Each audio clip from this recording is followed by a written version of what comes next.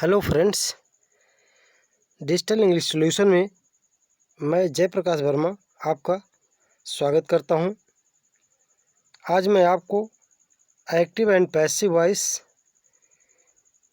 के नियम में पास्ट इंडेफिनिट टेंस के नियम आपको विस्तार से अपने इस वीडियो में बताने जा रहा हूं। पास्ट इंडेफिनिट टेंस के वाक्यों को जब हम पैसिव वॉइस में बदलते हैं तो साधारण वाक्य यानी अफर्मेटिव सेंटेंस जो होता है उसमें हम सबसे पहले जो सब्जेक्ट ऑफ ऑब्जेक्ट होता है उसे यूज़ करते हैं।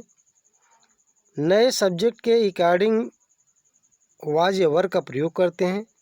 वर्ब का थर्ड फॉर्म प्रयोग में लाया जाता है, बाई का प्रयोग करते हैं। उसके बाद फिर जो सब्जेक्ट होता है उसका ऑब्जेक्ट लिखा जाता है। सब्जेक्ट का ऑब्जेक्ट और फिर आप उदाहरण देखें। एक्टिव वॉइस का वाक्य she wrote a letter. She wrote a letter में एक्टिव वॉइस से पैसिव वॉइस में बदलने के लिए आपको चाहिए सब्जेक्ट, ऑब्जेक्ट और वर्ब सही से पहचान लें। तो जो साधारण वाक्य होता है उसमें सबसे पहला पार्ट जो होता है वह सब्जेक्ट होता है, फिर दूसरा पार्ट वर्ब होता है, तीसरा पार्ट जो होता है वह ऑब्जेक्ट होता है। तो आप इस तीनों पार्ट में सबसे पहले आप क्या करते हैं, जो सब्जेक्ट होता है उसको ऑब्जेक्ट के स्थान पर और जो ऑब्जेक्ट होता है उसे सब्जेक्ट के स्थान पर ला करके लिखते हैं। तो जो वर्ब है उस वर्ब को हम तीसरे रूप में बदल कर लिखते हैं। तो इसका पैसिव वॉइस आप आसानी से बदल सकते हैं। ए लेटर सबसे पहले ऑब्जेक्ट जो है उसका सब्जेक्ट बनाया गया और फिर उसके बाद में ए लेटर के हिसाब से ही सहायक क्रिया वाज का प्रयोग किया गया है। फिर वर्ब का थर्ड फॉर्म प्रयोग में लाया जाता है, बाई का प्रयोग करते हैं। उसके बाद फिर जो सब्जेक्ट सी है वो उसका ऑब्जेक्टिव रूप होता है हर, वो अंत में लिखा जाता है। हम इसी तरह से कोई दूसरा उदाहरण देखते हैं। They played cricket. वह क्रिकेट खेलते थे। तो वह क्रिकेट खेलते थे तो खेलने का काम वह करते थे इसलिए करता है। खेलते थे ये क्रिया है, क्रिकेट खेलते थे तो क्रिकेट इसका ऑब्जेक्ट है। तो ऑब्जेक्ट का सब्जेक्ट सबसे पहले यानी क्रिकेट को पहले लिखते हैं। आपको पहले बताया गया है कि अगर नाउन ऑब्जेक्ट के रूप में आया है तो सब्जेक्ट के रूप में वही नाउन लिखा जाएगा। प्रोनाउन आएगा तो प्रोनाउन को सब्जेक्टिव केस में बदल करके लिखते हैं। तो क्रिकेट नाउन था इसलिए पहले आया तो उसको हम क्रिकेट ही लिखेंगे, क्रिकेट एक वचन का है। प्लेड वर्ब की थर्ड फॉर्म आपको प्रयोग में लाना है, बाई का प्रयोग किया गया है। फिर दे चूँकि प्रोनाउन है इसका ऑब्जेक्टिव रूप जो है देम लिखा जाता है। अगर दे के स्थान पर कोई नाउन होता, नाम लिखा होता तो वह नाम यहाँ लिखा जाता है। तो कुछ लोग जो है इसमें गलती कर देते हैं कि अगर कहीं नाउन है तो उसको प्रोनाउन में बदलने की कोशिश करते हैं, तो ये गलती ना करें। You bought a book. तुमने एक किताब खरीदा। तो तुम खरीदने का काम तुम के द्वारा किया गया इसलिए कर्ता, खरीदना का कार्य किया गया इसलिए क्रिया। जो खरीदा वो क्या खरीदा, बुक, तो यही इसका कर्म है। तो ऑब्जेक्ट का सब्जेक्ट ए बुक नाउन के रूप में पहले लिखा गया, इसका सब्जेक्टिव केस जो होता है यही होता है। फिर सहायक क्रिया इसके अनुसार वाज लगाई जाती है। बाट वर्ब का थर्ड फॉर्म बाई यू। एक चीज़ आप ध्यान रखें कि जो पास्ट इंडेफिनिट टेंस का वाक्य होता है उसमें मेन वर्ब का सेकेंड फॉर्म लिखा होता है। कोई हेल्पिंग वर्ब साधारण वाक्य में प्रयोग में नहीं लाई जाती है। Negative sentence. निगेटिव सेंटेंस के वाक्यों की रचना आप अपनी कॉपी में नोट कर लें और फिर आप इसको ध्यान से देखें। सबसे पहले सब्जेक्ट ऑफ ऑब्जेक्ट लिखा जाता है, यानी कि जो कर्म होता है उसका कर्ता का रूप। फिर उसी नए सब्जेक्ट के हिसाब से ही वाज वर्ब का प्रयोग करते हैं। नकारात्मक होता है तो नॉट का प्रयोग किया जाता है वर्ब की थर्ड फॉर्म। बाई और जो सब्जेक्ट होता है उसका ऑब्जेक्टिव केस का रूप लिखा जाता है। एग्जाम्पल में they did not give me a book. They did not give me a book, ये ध्यान दें नकारात्मक अगर पास्ट इंडेफिनिट टेंस का है तो उसमें डिड नॉट जरूर आता है और डिड नॉट के साथ वर्ब का फर्स्ट फॉर्म लिखा जाता है। तो अब हमको इसमें they did not give me a book, तो इसका हिंदी ट्रांसलेशन करते हैं कि वह मुझे किताब नहीं दिए। तो मुझे वह किताब नहीं दिए, तो देने का काम वह के द्वारा किया गया, इसलिए सब्जेक्ट है, इसको ऑब्जेक्टिव केस लिखा जाएगा।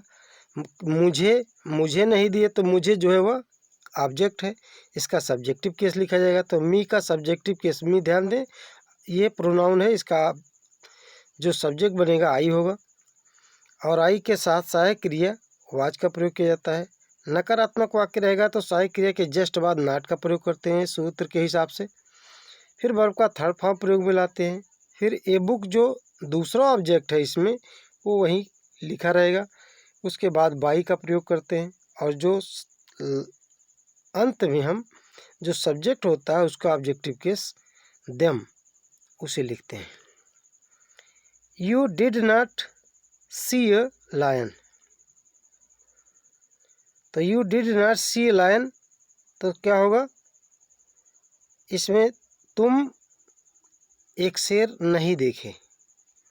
तो देखने का काम तुम के द्वारा किया गया करता है यू, और सी देखना है क्रिया, लायन जो है इसका ऑब्जेक्ट है। तो लायन को सब्जेक्ट बनाएंगे तो शुरू में लिखा जाएगा लायन के हिसाब से सहायक क्रिया वाज लगेगी, नकारात्मक है तो नॉट लगेगा। सीन वर्ब का थर्ड फॉर्म लिखा जाता है नॉट के बाद। फिर बाई का प्रयोग करते हैं। फिर जो सब्जेक्ट होता है उसका ऑब्जेक्टिव केस, यू का ऑब्जेक्टिव केस यू होता है, इसलिए यहाँ यू का प्रयोग किया गया। We did not catch the thief. तो इसमें हमने चोर को नहीं पकड़ा। तो हमने चोर को नहीं पकड़ा, तो इसमें चोर जो है वह कर्म है और हम जो है वह कर्ता है। पकड़ने का काम किया गया है, इसलिए पकड़ना जो है वह क्रिया है। तो ऑब्जेक्ट का सब्जेक्ट पहले लिखेंगे द थीफ। द थीफ एक वचन का है, इसलिए के साथ वाज, नकारात्मक है नॉट, कैच का थर्ड फॉर्म काट, बाई का प्रयोग करेंगे और फिर उसके बाद में अस का प्रयोग किया जाता है जो बी का ऑब्जेक्टिव केस है। तो आशा करता हूँ दोस्तों कि आपको समझ में आया होगा, और अगर आपको कहीं भी कोई कन्फ्यूजन हो रहा है तो एक बार ज़रूर कमेंट करके बताइए, मैं आपकी समस्या को दूर करने की कोशिश करूँगा। Interrogative sentence. इंट्रोगेटिव सेंटेंस में सबसे पहले हम स्टार्टिंग विद हेल्पिंग वर्ब के सेंटेंस को प्रयोग को जो है पैसिव वॉइस में बदलने का नियम देखते हैं। हेल्पिंग वर्ब जो एक्टिव वॉइस का वाक्य होता है आप देख सकते हैं कि डिड का प्रयोग होता है, लेकिन जब पैसिव वॉइस में बदलते हैं तो डिड के स्थान पर वाज या वर का प्रयोग करते हैं सबसे पहले, और वो भी जो ऑब्जेक्ट होता है उसके अकॉर्डिंग सब्जेक्ट लिखा जाता है। तो उस सब्जेक्ट के हिसाब से ही वाज या वर का प्रयोग करते हैं, ऑब्जेक्ट का जो सब्जेक्ट बनेगा, और उसके बाद वर्ब का थर्ड फॉर्म बाई और फिर लास्ट में सब्जेक्ट का ऑब्जेक्ट प्रयोग में लाया जाता है। एग्जाम्पल में आप देख सकते हैं did you disturb him yesterday. Did you disturb him yesterday में क्या तुमने, जो भी वाक्य डिड से शुरू होता है तो उस वाक्य का हिंदी अनुवाद भी जो है क्या से ही शुरू होता है। तो क्या तुमने उसे परेशान किया कल। स्टडी माने कल, क्या तुमने कल उसे परेशान किया। तो इसमें हम डिड के स्थान पर क्या लगाते हैं, वाज या वर का प्रयोग करते हैं। तो वाज का प्रयोग होगा कि वर का प्रयोग, ये आपके ऑब्जेक्ट के हिसाब से तय होता है। तो इसमें ऑब्जेक्ट हिम है, इसका सब्जेक्ट बनने जा रहा है, तो ही एक वचन का, इसलिए इसके साथ वाज लगेगा। तो ही वाज डिस्टर्ब का थर्ड फॉर्म होता है डिस्टर्ब्ड। फिर बाई, फिर जो सब्जेक्ट है ऑब्जेक्ट उसका बनेगा यू, यू का यू ऑब्जेक्ट होता है। उसके बाद जो इसमें एडवर्ब लिखा है उसे उसी प्रकार से उतार लिया जाता है। Next sentence, did Mohan save you yesterday. Did Mohan save you yesterday. इस सेंटेंस में हम डिड के स्थान पर क्या लिखेंगे, जो ऑब्जेक्ट है इसमें पहले सब्जेक्ट देखते हैं, डिड के बाद ठीक सब्जेक्ट लिखा जाता है, उसके बाद वर्ब लिखी जाती है, तब ऑब्जेक्ट लिखा जाता है। तो ऑब्जेक्ट यू है, तो यू के हिसाब से हमको वर्ब का प्रयोग करना है, क्योंकि यू जो है वह प्लूरल फॉर्म में होता है, प्लूरल नाउन होता है, इसलिए इसे हम बहुवचन के अंतर्गत रखते हैं। तो वर यू, सेव का third form saved, by Mohan जो सब्जेक्ट के रूप में लिखा था यहाँ ऑब्जेक्ट के रूप में लिखा जाएगा, और वैसे ही लिखा जाएगा क्योंकि मोहन जो है वह नाउन है। एस्टरडे हम लास्ट में उतार लेंगे। Did she hate you. Did she hate you, क्या वह तुमसे घृणा करती थी। तो डिड के स्थान पर हम क्या प्रयोग में लाएंगे, यू के अनुसार वर का प्रयोग करेंगे, चूँकि यू इसका ऑब्जेक्ट है। तो वर यू, हेट का थर्ड फॉर्म हेटेड, बाई हर।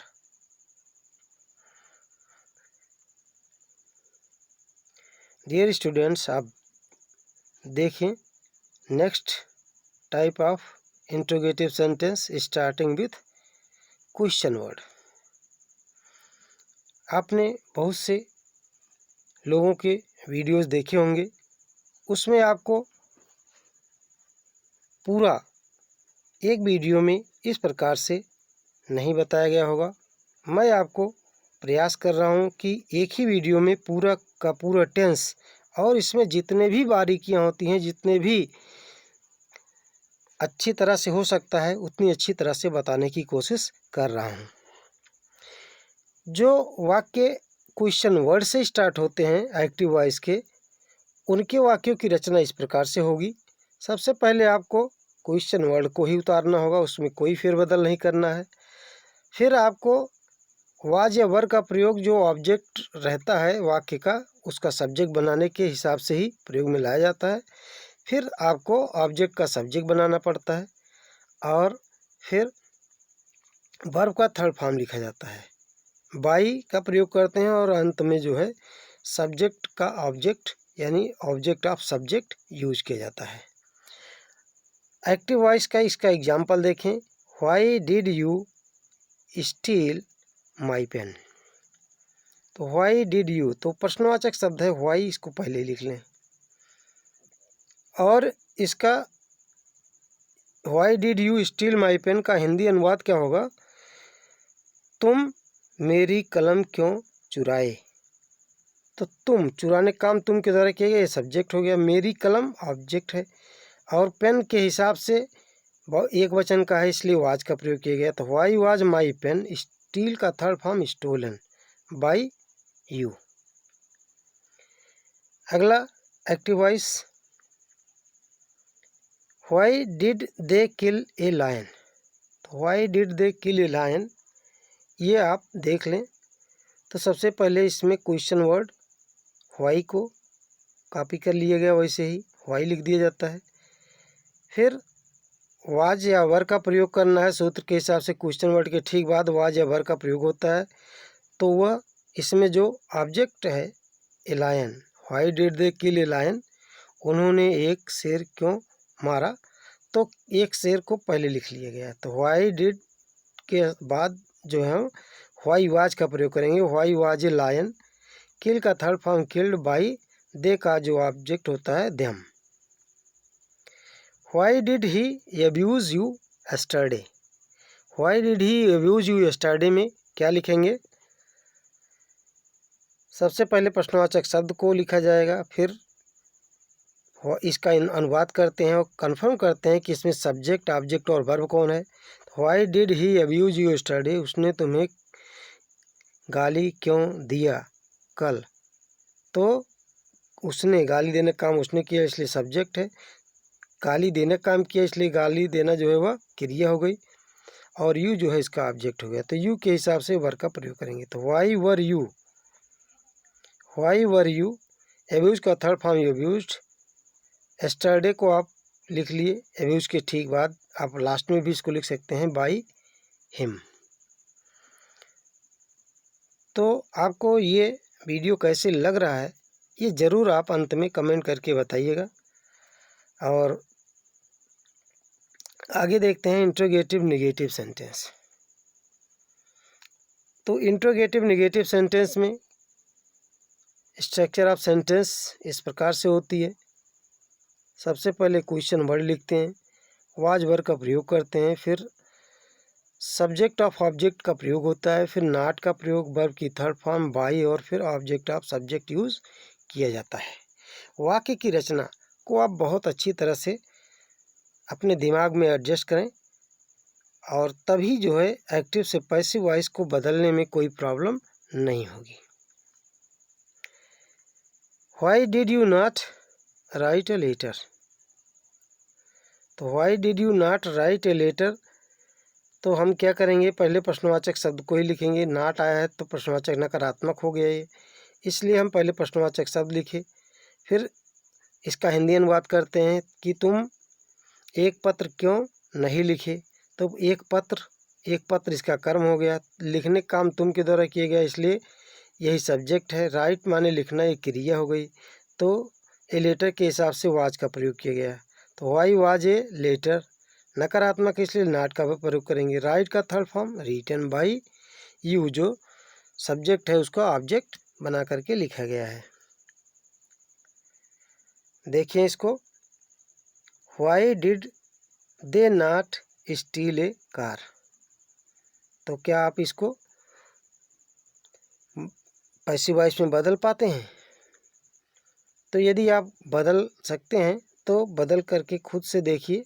पहले आप इसको, यहाँ मैं बदल रहा हूँ, आप अच्छी तरह से इसको एक बार समझ लें, फिर बहुत सारी बुक्स होंगी आपके पास, उसके माध्यम से आप एक्सरसाइज करें। तो व्हाई प्रश्नवाचक शब्द है, पहले लिखा जाए, और उसके बाद में इसका अनुवाद करके देख लेते हैं कि सब्जेक्ट, ऑब्जेक्ट और वर्ब क्या है। Why did they not steel A car, उन्होंने एक कार क्यों नहीं खरीदा। तो उन्होंने, खरीदने का उन्होंने किया, सब्जेक्ट है। कार नहीं खरीदा, तो कार ऑब्जेक्ट है, जो है खरीदा नहीं बल्कि स्टील मीन्स चुराया। तो why did they not steel A car, उन्होंने एक कार क्यों नहीं चुराया। तो स्टील है, तो स्टील इसका वर्ब है, इसलिए यहाँ पर हम स्टील का थर्ड फॉर्म स्टोलन लिखेंगे। तो why was a car not stolen by them. Why did she not give you her book. तो इसमें प्रश्नवाचक शब्द को पहले लिख लेंगे, डिड के स्थान पर हम वाज वेयर का प्रयोग करेंगे। तो इसमें ऑब्जेक्ट देखें क्या है, उसने। Why did she not give you her book, उसने तुम्हें अपनी किताब क्यों नहीं दी। तो तुम्हें, यू और हर बुक, इसमें दो ऑब्जेक्ट आए हैं। तो यहीं पर वाक्य को ध्यान देना पड़ता है। यहाँ पर थोड़ी सी अगर आप सावधानी बरतेंगे तो आपका वाक्य कभी गलत नहीं होगा। आप दो ऑब्जेक्ट में से एक ही ऑब्जेक्ट सामने ला सकते हैं। तो हमने इस वाक्य में देखिए हर बुक को सब्जेक्ट के रूप में यूज किया है। तो व्हाई, तो बुक के हिसाब से वाज लग गया। तो व्हाई वाज हर बुक, नकारात्मक है नॉट। गिव का थर्ड फॉर्म गिवन। यू जो ऑब्जेक्ट था दूसरा, उसको हम आगे ही वहीं वर्ब के बाद लिख देंगे। लेकिन चूँकि एक डायरेक्ट और एक इनडायरेक्ट ऑब्जेक्ट होता है, जो सजीव होता है वह इनडायरेक्ट होता है, जो निर्जीव होता है डायरेक्ट ऑब्जेक्ट होता है। तो जब हम डायरेक्ट ऑब्जेक्ट को पहले लाते हैं दो ऑब्जेक्ट आने पर, तो जो इनडायरेक्ट ऑब्जेक्ट बच जाता है पीछे, उसके पहले टू या फार का प्रयोग करते हैं। इसलिए यहाँ टू का प्रयोग किया गया है बाई हर। कॉम्पिटिशन्स में इसी प्रकार के कुछ टिपिकल सेंटेंस जो है पूछे जाते हैं, इसलिए ऐसे वाक्यों का जब भी आप पैसिव वॉइस बनाते हैं तो बहुत सावधान रहें। इंट्रोगेटिव सेंटेंस में when interrogative word is subject itself, आप जानते हैं कभी कभी वाक्य में सब्जेक्ट नहीं आता है तो उसका जो क्वेश्चन वर्ड होता है वही सब्जेक्ट के रूप में प्रयोग में लाया जाता है। तो इसके वाक्यों की रचना देखें इस प्रकार से होती है। सबसे पहले हमको बाई लिखना पड़ता है, तब वाक्य के प्रकार में आपको यह पहचानना होगा कि क्या इसमें प्रश्नवाचक शब्द स्वयं कर्ता का कार्य कर रहा है, सब्जेक्ट है कि नहीं है। अगर आप कंफर्म हो जाएं कि प्रश्नवाचक शब्द इसका सब्जेक्ट है तो वाक्य की रचना निश्चित रूप से इसी प्रकार से ही करनी पड़ती है। सबसे पहले बाई लिखते हैं, फिर क्वेश्चन वर्ड का जो है हम ऑब्जेक्ट बना देते हैं, उसको लिखते हैं। वाज या वर का प्रयोग किया जाता है, उसके बाद फिर सब्जेक्ट आप ऑब्जेक्ट का प्रयोग करते हैं और लास्ट में वर्ब का थर्ड फॉर्म प्रयोग में लाया जाता है। तो हु सा ए लायन, इसका हिंदी अनुवाद है शेर किसने देखा। एस्टरडे, कल, शेर कल किसने देखा। तो इसमें देखने का काम किसने के द्वारा किया गया है, यही प्रश्न भी पूछ रहे, इसलिए प्रश्नवाचक शब्द स्वयं कर्ता हो गया। इसलिए हमको जब ये वाक्य पैसिव वॉइस में बनाना है तो क्या करेंगे, सबसे पहले हम बाई का ही प्रयोग करते हैं। फिर जो सब्जेक्ट होता है उसका ऑब्जेक्ट लिखा जाता है, तो हु का ऑब्जेक्ट हुम होता है। इसी फिर जो है इसमें ए लायन ऑब्जेक्ट था, इसका सब्जेक्ट बनाया गया तो इसके अनुसार सहायक क्रिया वाज का प्रयोग किया गया। सी का third form seen yesterday, by whom was a lion seen yesterday. Next sentence which driver drove your car, तो which driver drove your car. एक बात और ध्यान रखेंगे कि जो पैसिव वॉइस का वाक्य एक्टिव वॉइस का वाक्य होता है प्रश्नवाचक शब्द स्वयं कर्ता होने पर, उसमें प्रश्नवाचक शब्द के बाद आप कोई सहायक क्रिया डिड का प्रयोग नहीं पाएंगे और ये भी पाएंगे कि वर्ब का सेकंड फॉर्म लिखा होता है। तो उसको पहचानने का बहुत आसान तरीका ये भी है कि प्रश्नवाचक शब्द स्वयं कर्ता काम कर रहा है कि नहीं। इसको वाक्य देख करके कैसे पहचानेंगे कि इसमें डिड का प्रयोग नहीं होता है प्रश्नवाचक शब्द के बाद, बल्कि वर्ब का सेकंड फॉर्म जो है वो प्रयोग में लाया जाता है। तो which driver drove your car में, तो which driver drove your car का हिंदी अनुवाद क्या होगा कि कौन सा ड्राइवर, कौन सा चालक तुम्हारी कार चलाता था। तो कौन सा ड्राइवर चलाता था यही प्रश्न भी है और प्रश्नवाचक शब्द है, यही प्रश्न जो है कर्ता भी है, इसलिए इसके पहले बाय व्हिच ड्राइवर का प्रयोग किया जाएगा। और योर कार जो है एक वचन का, इसलिए इसके साथ में वाज का प्रयोग किया जाएगा। ड्राइव इन वर्ब का थर्ड फॉर्म लास्ट में यूज़ करते हैं। तो हु गेव यू फूड, तो हु गेव यू फूड में क्या करते हैं, बाय का प्रयोग करेंगे। तुम्हें भोजन कौन देता था, तो कौन देता था, तो देने का काम कौन के द्वारा किया जाता है, कौन प्रश्नवाचक शब्द है, इसलिए इसके ऑब्जेक्ट बनाएंगे तो होम हो जाएगा। तो बाय होम, यू जो है वो ऑब्जेक्ट है, सब्जेक्ट बनेगा और इसके अनुसार सहायक क्रिया वर्ग का प्रयोग करेंगे। Given food, by whom were you given food. तो ये प्रश्नवाचक शब्द स्वयं कर्ता होने पर इस प्रकार के नियम का प्रयोग करते हुए हम वाक्य को पैसिव वॉइस में बदलते हैं। और ज़्यादा क्वेश्चन जो है अगर आप किसी भी कंपटीशन में तैयारी कर रहे हैं तो निश्चित रूप से आपको इस प्रकार के वाक्यों का पैसिव वॉइस बनाने के लिए ही दिया जाता है। अगला क्वेश्चन वाला वाक्य जो है प्रश्नवाचक वाक्य वो क्या है, when question word is object itself, यानी कि जब प्रश्नवाचक शब्द स्वयं जो है वह कर्म होगा तो क्या करेंगे। तो वाक्य की रचना हम सबसे पहले जो क्वेश्चन वर्ड होता है ऑब्जेक्ट उसका सब्जेक्ट बनाते हैं और वही क्वेश्चन वर्ड के हिसाब से वाज वर्ब का प्रयोग किया जाता है और वर्ब का थर्ड फॉर्म बाई, फिर सब्जेक्ट जो सब्जेक्ट का ऑब्जेक्ट होता है वह अंत में लिखते हैं। तो whom did you help yesterday, तो whom did you help yesterday, तो ध्यान दें इसका अनुवाद क्या होगा, तुमने कल किसकी मदद किया। तो मदद करने काम तुम, किसकी मदद किया उसका नाम नहीं लिखा है बल्कि जो है उसके स्थान पर प्रश्न पूछा गया है, यानी कि कर्म यही है। और मदद करना क्रिया हो गई। तो क्या करेंगे, whom का प्रश्नवाचक शब्द स्वयं कर्म बन गया है, इसलिए इसका सब्जेक्ट पहले लिखेंगे। तो कौन, तो हु और हु के अनुसार ही, यानी अब जब सब्जेक्ट बन जाता है प्रश्नवाचक शब्द, उसी के हिसाब से ही क्रिया का प्रयोग किया गया है। तो हु वाज, हेल्प का third form helped by you yesterday. Next, what did you eat. तो what did you eat, Hindi अनुवाद इसका क्या होगा, तुम क्या खाए। व्हाट डिड यू ईट, तुम क्या खाए या तुम क्या खाते थे। तो हम सबसे पहले प्रश्नवाचक शब्द व्हाट देखते हैं, और तुम इसका करता है, खाने का काम तुम द्वारा किया जाता है, इसलिए क्या खाते थे, तो क्या प्रश्नवाचक शब्द भी है और प्रश्नवाचक शब्द कर्म का काम कर रहा है, इसको सब्जेक्ट बनाएंगे। तो व्हाट वाज हो जाएगा, और eaten by you. Where did he live, वह कहाँ रहता था। तो वेयर डिड ही लिव, तो इसमें कहाँ रहता था, तो कहाँ यही प्रश्नवाचक शब्द है, और वह रहने कामवा के द्वारा किया जा रहा है, इसलिए कर्ता हो गया। तो कर्म को कर्ता के रूप में बदलेगा वेयर, और इसलिए वेयर के हिसाब से ही जो है वह वाज का प्रयोग किया गया है। वेयर वाज लिव्ड, लिव का third form lived by him.